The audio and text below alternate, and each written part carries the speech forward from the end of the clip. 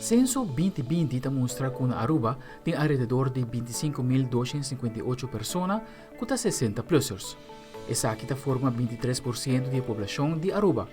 Seguro um grupo que merece sua devida atenção e compromisso fora do governo. Nós busca dois profissionais, duas companhias, para sindicar por encaminhar um processo para fazer um inventário, para o que trata é welzijn e zorg, que está tomando lugar dentro da casa de cuido e dentro do processo aqui nós invitamos toda a casa de cuido para fazer uma apresentação para nos provar todo o processo aqui, que está fazendo roupa bom na casa de cuido e uma também dentro do processo tem melhoração e advistam que por bem de parte do projeto aqui para sindicar essa é a qualidade de cuido que nós estamos brindando dentro da casa de cuido da nossa adulto na maior. É tarefa primordial de duas companhias que estão encarregadas com o inventário de casa de cuido existente para canalizar a acessibilidade de serviços de cuido, estimular a participação de adultos maior para promover a qualidade de cuido e bem-estar do grupo aqui. Nós trabalhamos a qualidade de cuido com a certa award brindada em casa de cuido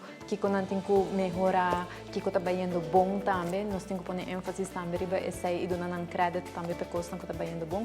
Também nós trabalhamos a parte de educação e personal, onde não falta training.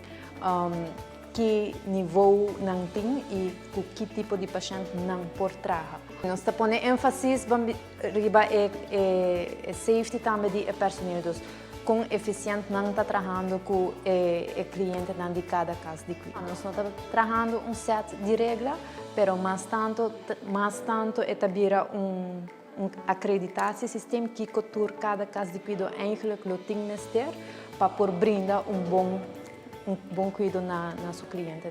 No transcurso de setembro, está tendo diferentes reuniões com grupos e organizações que estão aportando bem-estar de nós adultos maior no quadro de preparação para a luna de adulto maior que está em outubro. Aldrich Warleman, Telenotícia.